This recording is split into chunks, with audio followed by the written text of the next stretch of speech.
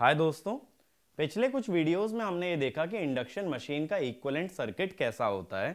उसके अंदर स्टेटर के एलिमेंट्स को कैसे शो करते हैं, रोटर के एलिमेंट्स को कैसे शो करते हैं, कैसे पूरा का पूरा सर्किट स्टेटर पे रेफर किया जाता है।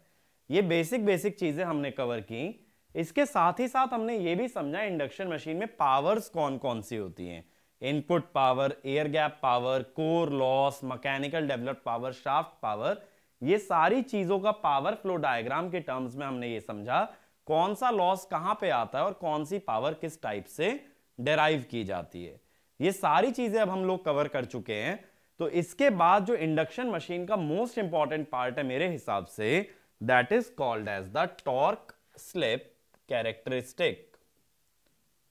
देखो, किसी भी मोटर के लिए, जैसे डीसी मोटर हो या इंडक्शन मोटर हो, कैसे उसकी टॉर्क और स्पीड साथ में वेरी करते हैं, यह चीज समझना बहुत ही जरूरी है।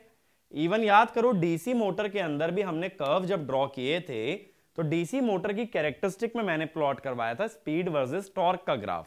ठीक है, तो स्पीड वर्सेस टॉर्क का ग्राफ क्यों प्लॉट कराया था? ताकि ये देखें लोड बढ़ने के साथ साथ स्पीड पे कैसा इंपैक्ट पड़ता है। आइडियली मैं ये चाहता हूं कि लोड कितना भी बढ़ जाए, स्पीड शुड रिमेन कांस्टेंट, या ये कह दो speed regulation must be zero. कभी भी ज्यादा भारी लोड उठाने से मोटर की स्पीड कम नहीं होनी चाहिए, ऐसा हम लोग चाहते हैं।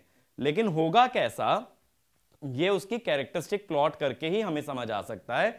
तो सेम चीज है, स्पीड के अगेंस्ट ना ग्राफ प्लॉट करके स्लिप के अगेंस्ट अगर प्लॉट करते हैं तो that is called as torque slip characteristic. ठीक है, तो इंडक्शन मोटर के अंदर भी हमें देखना है टॉर्क का वेरिएशन कैसा होगा। ये तो बात हुई प्रैक्टिकल पॉइंट ऑफ व्यू से क्यों रेलिवेंट है। लेकिन देखो क्या होता है, कंसेप्चुअली भी अगर मैं बात करूं, आपके जो इंडक्शन मशीन में ज्यादातर क्वेश्चन बनेंगे वो टॉर्क के अराउंड ऑसिलेट करते हैं। जब क्वेश्चन टॉर्क के अराउंड बनने वाला है तो टॉर्क किस तरह से वेरी होगा या स्पीड किस तरह से वेरी होगी, ये स्टडी करना हमारे लिए बहुत जरूरी है। अब देखो, इंडक्शन मशीन में हमने एक चीज ये डेराइव की थी कि डेवलप टॉर्क निकालने के दो तरीके होते हैं। या तो मैकेनिकल पावर को रोटर स्पीड से डिवाइड किया जाए या एयर गैप पावर को सिंक्रोनस स्पीड से। ये दो तरह से हम लोग टॉर्क डेराइव कर सकते हैं। और मैंने ये भी बताया था in equivalent circuit, air gap power वो पावर है जो R2/S के अक्रॉस पावर आती है। तो एक पॉइंट ये भी लिख लो, to derive the torque we generally derive air gap power, which is the real power absorbed by the resistance R2/S, and then divide that power by synchronous speed in order to obtain the developed torque. तो अगर equivalent circuit की बात करें तो कैसे दिखाओगे? पहले stator के एलिमेंट्स बनाओगे। अब मैंने ये चीज बताई थी इक्विवेलेंट सर्किट वाले लेक्चर में कि ज्यादातर आरसी को इग्नोर कर दिया जाता है जब हम एक्सएम के कंपैरिजन में देखते हैं, क्योंकि एक्सएम का current I mu I W से बहुत ही ज्यादा होता है।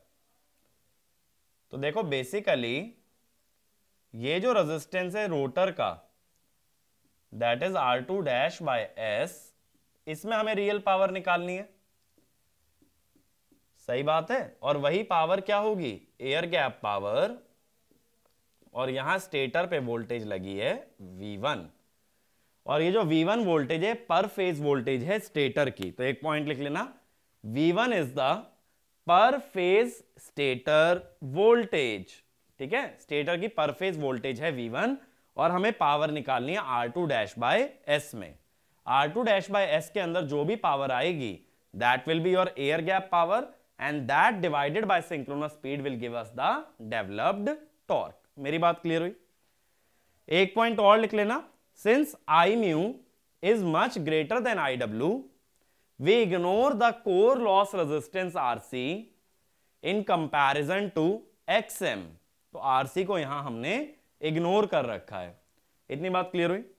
अब मैं क्या करता हूं, टॉर्क निकालने के लिए इतने सर्किट का थेवेनिन निकालता हूं। इन टर्मिनल्स पे थेवेनिन इक्विवेलेंट निकालता हूं, क्योंकि मुझे इस रेजिस्टेंस की पावर चाहिए। तो इस पूरी ब्रांच के अक्रॉस में थेवेनिन निकालता हूं तो मेरा सर्किट कैसा बनेगा कि इस ब्रांच को हटा करके ओपन सर्किट कर दिया जाए, ठीक है, ऐसा सर्किट आ गया। ये हुआ R1 JX1 JXM, और भाई ये आ गया, या इसको ना स्मॉल x दिखा दो, उसका रीजन समझाऊंगा अभी, ठीक है। ये है V1। अब मुझे इस एंड पे चाहिए VTH और ZTH। VTH होता है अपना ओपन सर्किट वोल्टेज, वो कैसे निकालोगे, पोटेंशियल डिवीजन लगा लो। VTH is V1 into JXM divided by total impedance R1 plus JX1 plus JXM, यानी V1 JXM divided by R1 plus JX1 plus XM। अब ये X1 प्लस XM हो जाता है कैपिटल X1, तो ये X1 प्लस XM हो गया, तो VTH हो गया V1 JXM over R1 plus JX1। अब इसमें हम क्या कर देते हैं अप्रोक्सीमेशन के लिए कि जो R1 है it is much less than X1, क्योंकि जो मैग्नेटाइजिंग रिएक्टेंस होती है 200-300 ओम होती है और ये R1 होता है 0.1 या 0.2 ओम, तो अगर इसको इग्नोर कर दोगे तो VTH बन जाएगा V1 XM बाय X1, ठीक है। इसीलिए मैंने स्मॉल x1 माना था, क्योंकि दोनों के सम को मैं कैपिटल X1 से रिप्रेजेंट करता हूं। अब किसकी बात रह गई, अब बात रह गई ZTH की। ZTH या थेवेनिन इंपेडेंस निकालने के लिए हमेशा पहले सोर्स को रिमूव किया जाता है, और वोल्टेज सोर्स को रिमूव करने का तरीका उसे शॉर्ट सर्किट किया जाए। तो मैं कहता हूं फॉर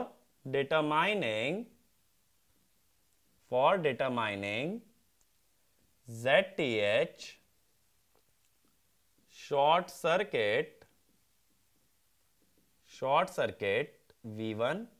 V1 को अगर शॉर्ट सर्किट कर दोगे तो R1 प्लस JX1 वाली जो ब्रांच है, ये जो ब्रांच है इसको शॉर्ट करते ही ये ब्रांच XM के पैरेलल आ जाएगी। अगर ये ब्रांच XM के पैरेलल आ गई तो ZTH बनेगा R1 प्लस JX1, ठीक है। सॉरी, ये कैपिटल R1 चल रहा था ना, या तो इसको भी यहां स्मॉल R1 ही लिख लो, वरना बाद में कंफ्यूजन होगा कैपिटल और स्मॉल का।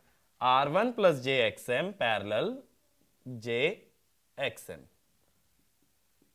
यानी R1 plus JX1 into JXM divided by R1 plus JX1 plus XM।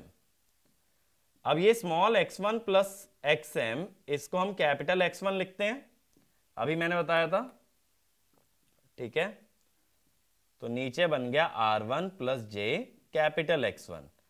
अब दूसरी बात ये थी कि R1 is much smaller than capital X1, तो जिससे कि ZTH कैसा हो गया R1 plus J small x1 JXM by J capital X1। J से J कटा तो ZTH क्या हो गया R1 XM by X1 plus J X1 XM by X1, ये बन गया। तो ZTH में एक रियल पार्ट आ रहा है जो थेवेनिन रेजिस्टेंस बता रहा है, और एक इमेजिनरी पार्ट आ रहा है जो थेवेनिन रिएक्टेंस बता रहा है। तो इसमें लिखना the real part of Thevenin impedance represents the Thevenin resistance and the imaginary part of Thevenin impedance represents the Thevenin reactance। तो हमारे पास Thevenin इक्विवेलेंट आ गया। अब Thevenin इक्विवेलेंट आने के बाद क्या करोगे, ये जो लेफ्ट वाला सर्किट है इसको इसके Thevenin से रिप्लेस कर दो। कैसे, देखो राइट वाला सर्किट पूरा ऐसे ही रहने दो, लेफ्ट वाले सर्किट में क्या दिखा दो,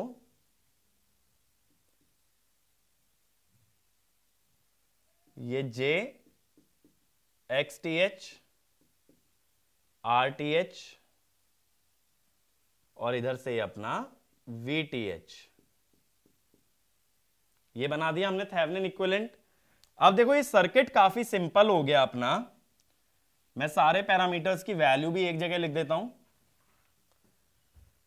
अब जो वैल्यू है, वैल्यू कुछ ऐसी है कि ये वी टी एच है V1 XM by X1, RTH है R1 XM by X1, XTH है X1 XM by X1, where ये जो कैपिटल X1 है this is nothing but stator reactance plus magnetising reactance.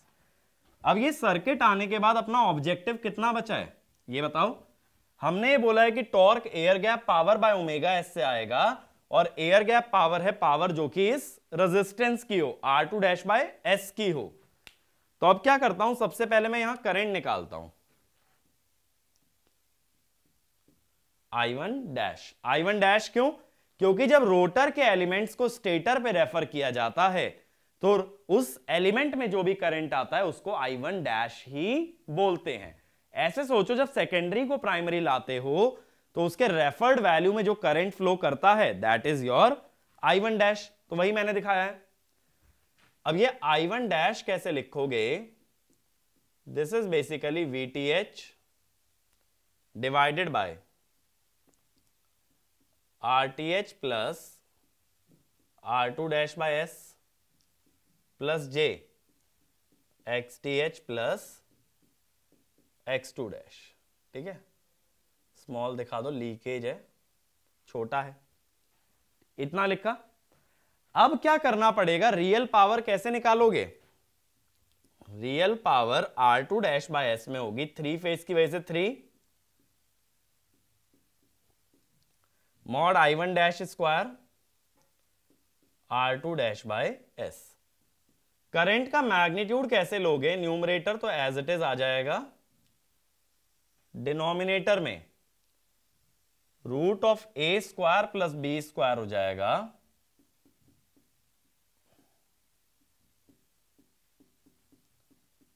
XTH plus X2 dash का square. ठीक है, into R2 dash by S। तो ये क्या हो गया, अगर स्क्वायर को ओपन कर लोगे 3VTH square R2 dash by S divided by square root हट जाएगा RTH plus R2 dash by S का square XTH plus X2 dash का स्क्वायर। ये आ गई अपने पास एयर गैप पावर, PG कह दो या PAG कह दो, that is air gap power. अब टॉर्क डेवलप निकालने के लिए हमें इस पावर को डिवाइड करना पड़ेगा किससे? ओमेगा एस से, सिंक्रोनस स्पीड से। तो developed torque is 3 by omega s VTH square R2 dash by S over RTH plus R2 dash by S का स्क्वायर।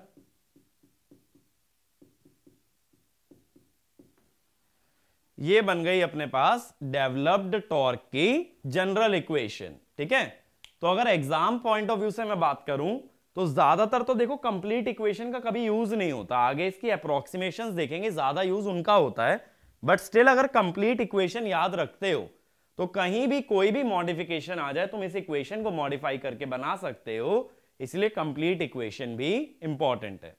लेकिन ये इक्वेशन किस एजम्पशन पे डिराइव्ड है? जहां की मैंने कोर लॉसेस को इग्नोर कर दिया था या आरसी को इग्नोर कर दिया था। तो एक पॉइंट ये लिखना, this equation can only be applied if the core losses are ignored, or we can say RC is ignored। लेकिन दिमाग में फिर ये क्वेश्चन आता है कि यार अगर इग्नोर नहीं हुए तब क्या करेंगे? तब तुम्हें पावर वाली अप्रोच को फॉलो करना पड़ेगा, जो हमने पावर फ्लो डायग्राम पढ़ा है, यानी पावर फ्लो डायग्राम की मदद से एयर गैप पावर निकाल लो और एयर गैप पावर को ओमेगा एस से डिवाइड करके मिल जाएगा डेवलप्ड टॉर्क। तो ये वाला पॉइंट भी लिखो।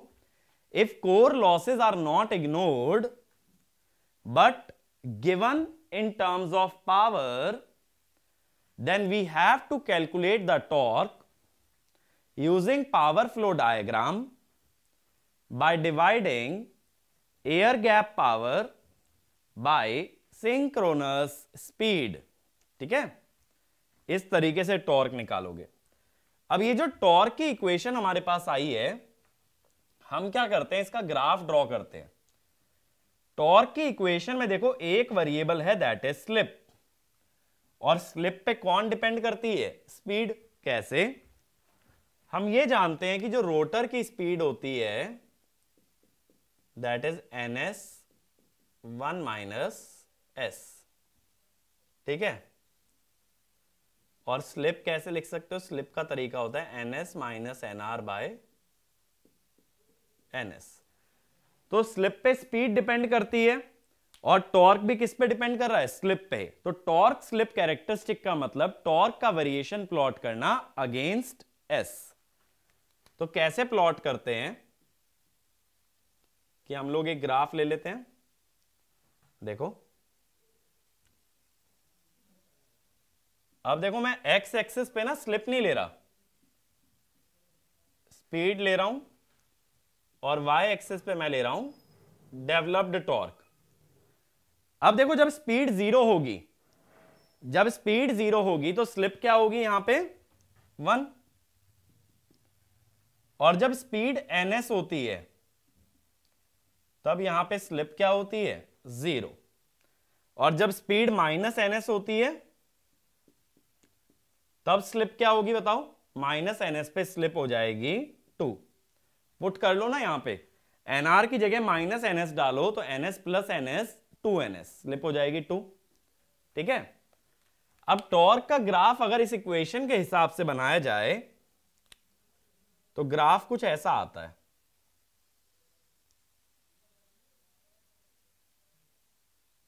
ठीक है,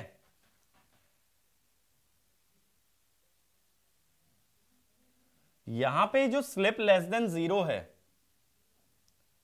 देखो स्पीड लेफ्ट टू राइट बढ़ रही है लेकिन स्लिप लेफ्ट टू राइट कम हो रही है 2 1 0।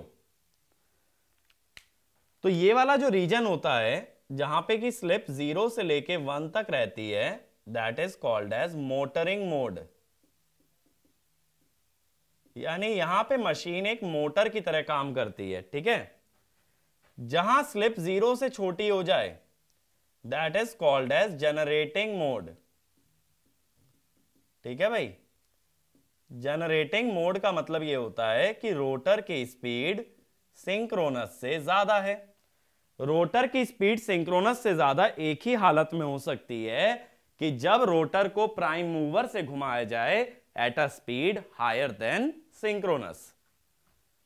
अब इधर स्लिप होती है ग्रेटर देन 1, इसको कह देते हैं ब्रेकिंग रीजन, जहां मोटर पे रोक लगाई जाए या मोटर को रोका जाए।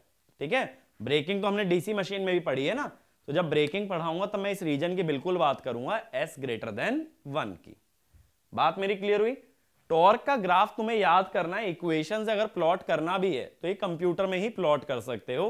पूरे ग्राफ का डेरिवेशन करने का कोई सेंस ही नहीं बनता कि शेप ऐसी क्यों आती है। अब इसके अंदर कुछ पॉइंट इंपॉर्टेंट होते हैं। ये होता है मैक्सिमम टॉर्क TEM। ठीक है, ये होता है स्टार्टिंग टॉर्क, जहां पे मोटर स्टार्ट होती है, और ये वाला रीजन जो होता है मैक्सिमम टॉर्क से NS वाला, ये हमारा नॉर्मल ऑपरेटिंग रीजन होता है इंडक्शन मोटर का। ठीक है, यानी इस पे स्टेडी स्टेट कंडीशन नहीं आती है, इस रीजन में मोटर को नहीं चलाया जाता, मोटर को चलाया जाता है इस रीजन में। यहां पे जो स्लिप होती है ना,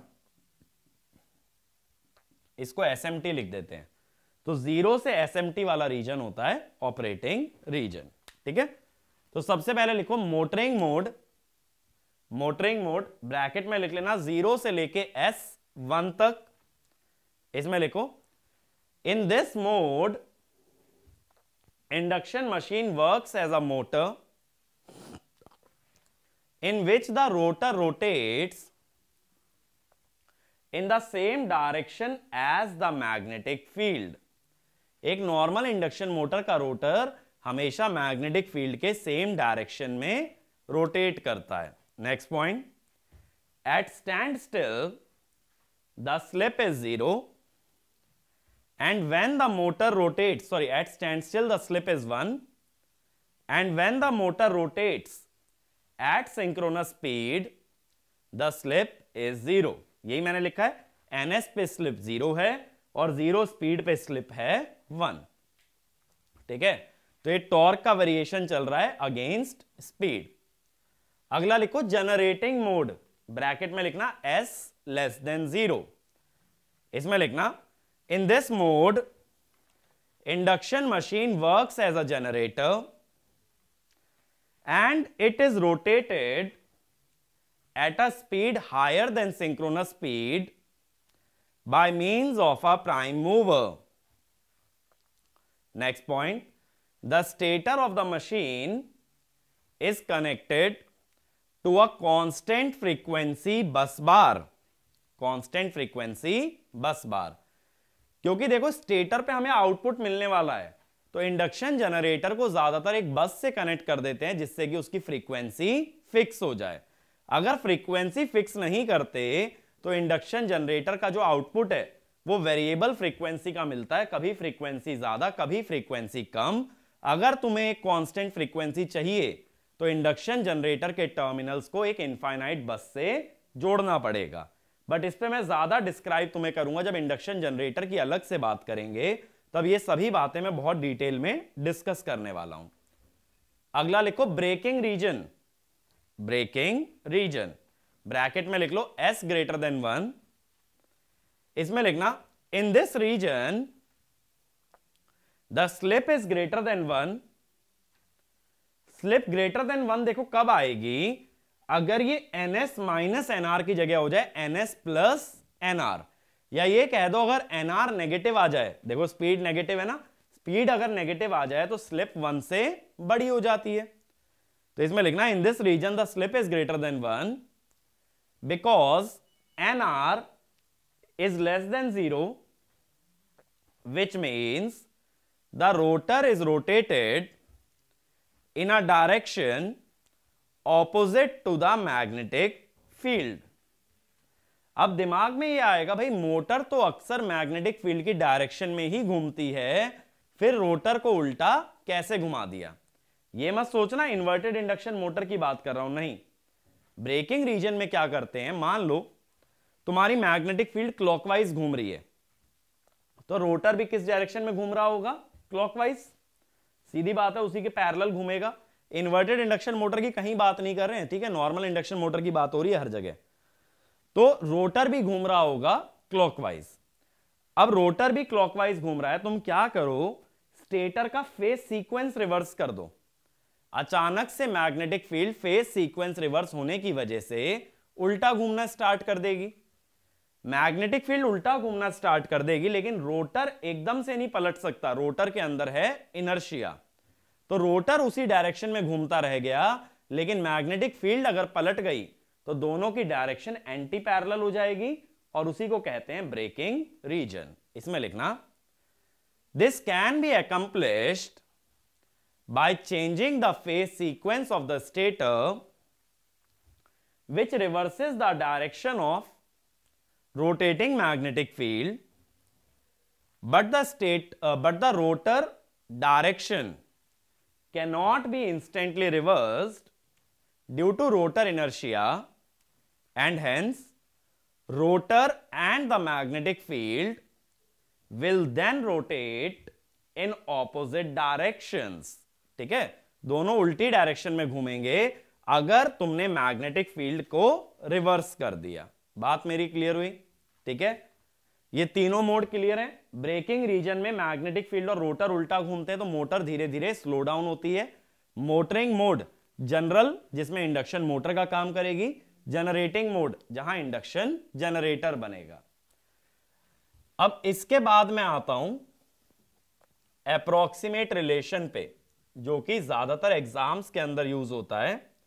तो नेक्स्ट लिख लेना भाई, अप्रोक्सीमेट एनालिसिस। Approximate analysis.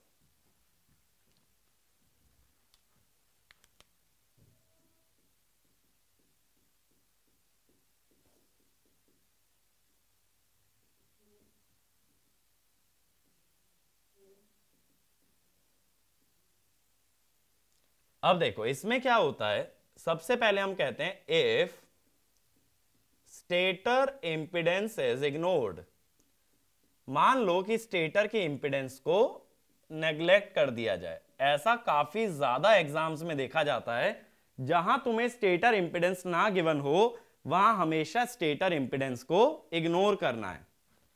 यानी मैं कह रहा हूं R1 और X1 जो लीकेज वाले हैं वो तो जीरो कर दो, यानी सीरीज वाली ब्रांच को शॉर्ट कर दो, और जो शंट वाली ब्रांच है उसको ओपन कर दो XM टेंड्स टू इंफिनिटी। अब देखो क्या होगा, VTH था V1, X1 plus XM, sorry ऊपर XM था, नीचे कैपिटल X1 था, यानी X1 प्लस XM। अब देखो अगर ये X1 जीरो हो गया तो ऊपर भी XM नीचे भी XM, ये आ जाएगा V1। फिर RTH था R1 XM by X1 plus XM। अगर R1 जीरो हो गया तो ये हो गया जीरो। XTH था X1 XM by X1 plus XM। Again अगर X1 जीरो हो गया तो ये आ गया जीरो। तो इससे हमें क्या मालूम चला, स्टेटर इंपिडेंस इग्नोर करने का मतलब है कि VTH हो जाएगा V1, RTH और XTH हो जाएंगे जीरो। इसके अंदर देखो अगर इवन XM इनफाइनाइट ना भी होता, अगर मान लो ये फाइनाइट भी होता तो भी X1 जीरो करते ही ये कट जाएगा, R1 जीरो करते ही जीरो, X1 जीरो करते ही जीरो। तो एक पॉइंट ये लिखो, the same values of Thevenin parameters will be obtained even if XM is finite but R1 and X1 tend to 0। बात मेरी समझे, XM इंफिनिटी अगर कंडीशन हटा भी दोगे तब भी यही वैल्यूज मिलने वाली हैं। अब इससे होगा क्या, जो टॉर्क का फॉर्मूला था, एक बार देखो क्या लिखा अपनी कॉपी में, डेवलप टॉर्क का फॉर्मूला।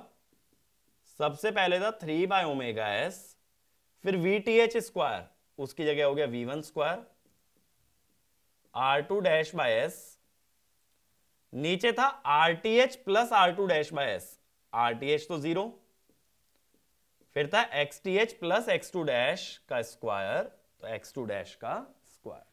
ठीक है भाई, ये बात क्लियर हुई कि डेवलप टॉर्क का जो फॉर्मूला है अब ये काफी सिंप्लीफाइड हो गया as compared to earlier formula. ये वाला फॉर्मूला ज्यादा यूजफुल है एग्जाम के अंदर as compared to complete formula. ज्यादातर क्वेश्चन के अंदर तुम्हें यही देखने मिलेगा कि स्टेटर की इंपिडेंस इग्नोर की जाती है। बात मेरी समझे। और ये ओमेगा एस क्या होता है ना,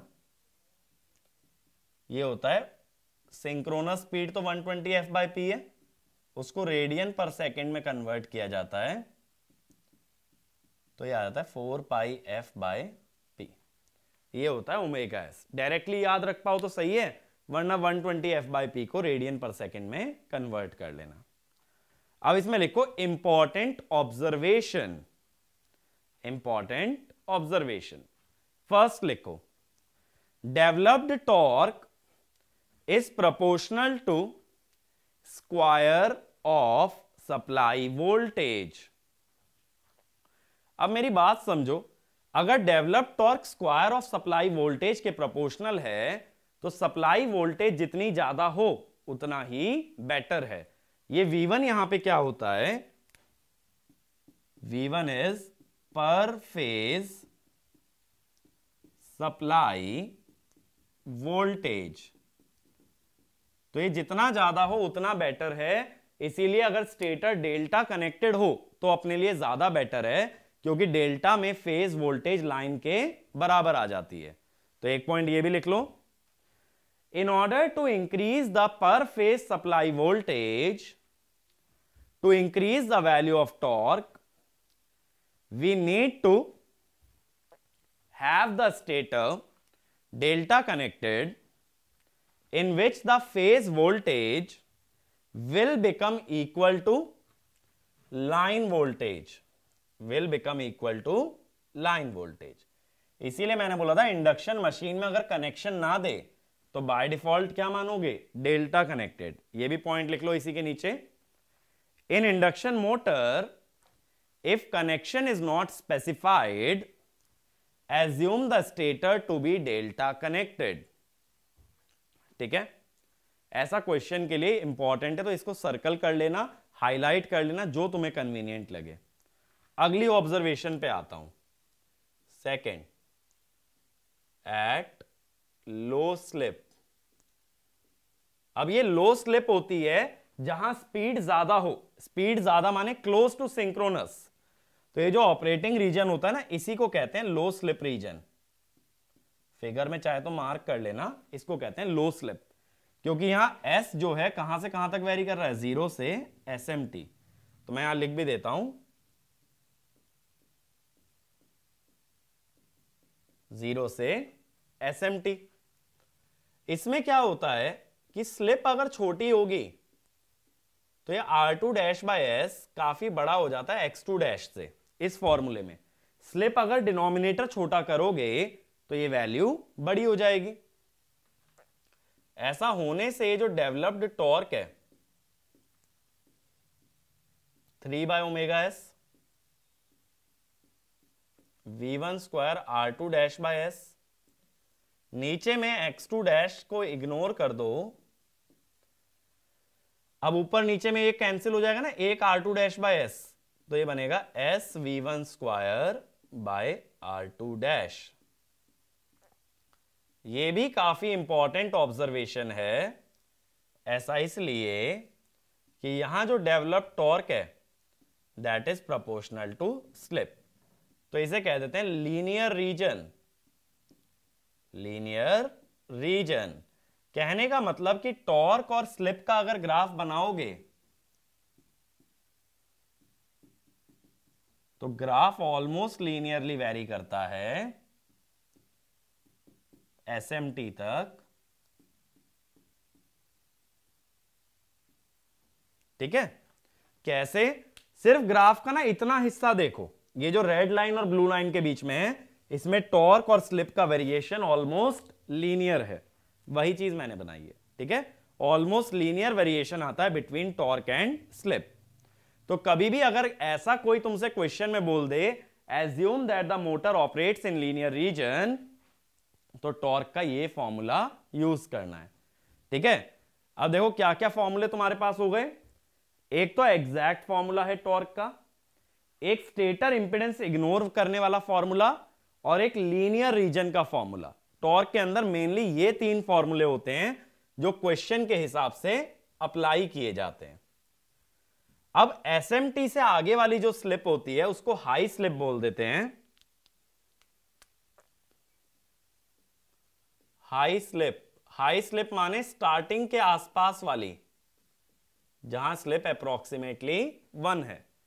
तो स्टार्टिंग के पास वाले रीजन को बोलते हैं हाई स्लिप, और जैसा कि देख भी सकते हो ये रीजन नॉन लीनियर है। अगर स्लिप बहुत हाई होगी तो R2 dash by S X2 dash से काफी कम होगा।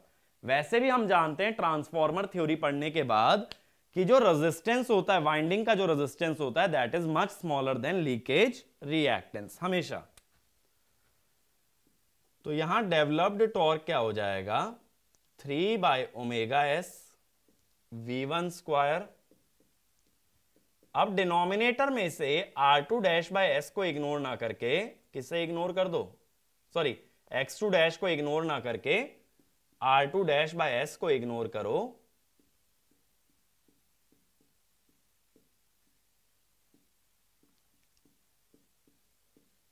ठीक है, तो मैं बोल देता हूं अगर स्टार्टिंग की ही बात कर लें, पर्टिकुलरली अगर स्टार्टिंग की ही बात कर लें तो स्लिप क्या होगी 1।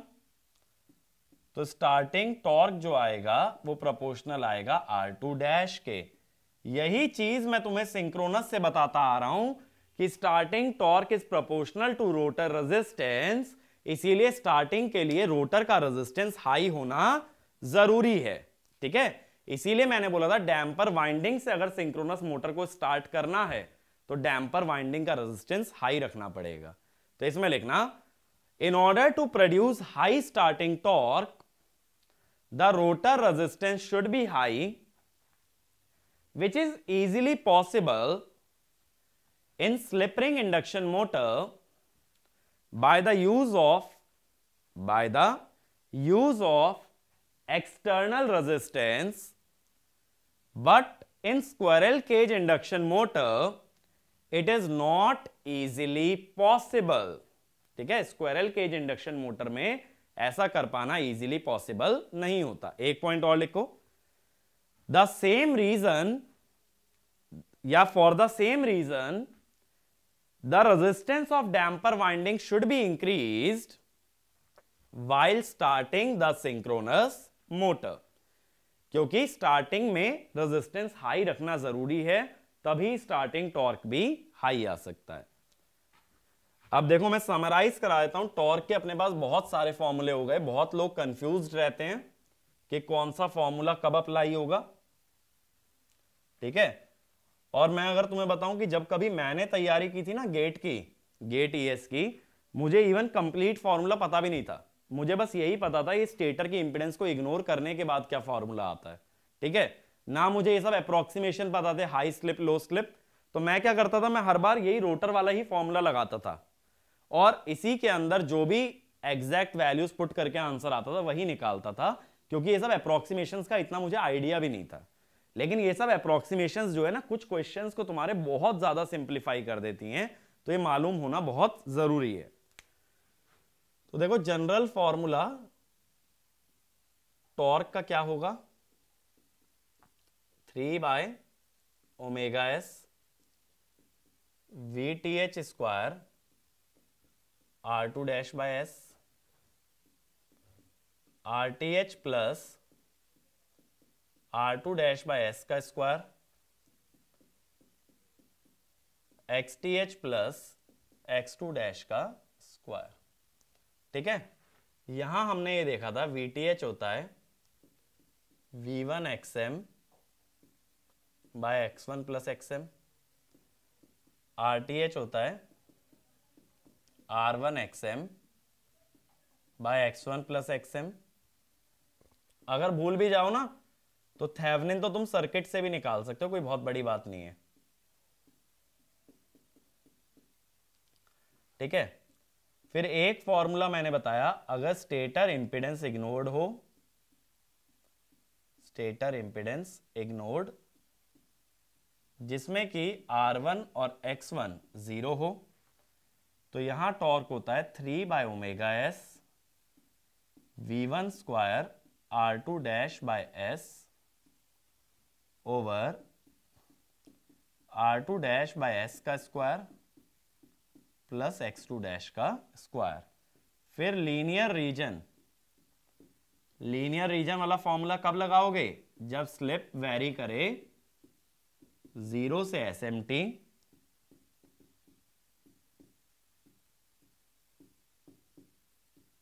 ठीक है, तो कभी भी लीनियर रीजन का फॉर्मूला दिमाग में लगाने का अगर एक बार आइडिया आता है एग्जाम के अंदर या किसी भी क्वेश्चन को सॉल्व करते हुए, ये जरूर वेरीफाई कर लेना कि स्लिप 0 से SMT ही लाई करे, उसके बाहर के रीजन में ये लीनियर वाला फॉर्मूला एप्लीकेबल नहीं है। ठीक है, तो टॉर्क के अंदर इतने एक्सप्रेशन तुम्हें याद रखने हैं, बाकी टॉर्क से रिलेटेड जो भी बातें हैं हम लोग अगले वीडियो के अंदर करेंगे, जिसमें मैं मैक्सिमम टॉर्क के बारे में भी बात करूंगा और हो सकता है मैं स्टार्टिंग टॉर्क के बारे में भी डिस्कस करूं अगर टाइम बचता है तो, बट टॉर्क को हम लोग आगे कंटिन्यू करेंगे नेक्स्ट वीडियो में। Thank you.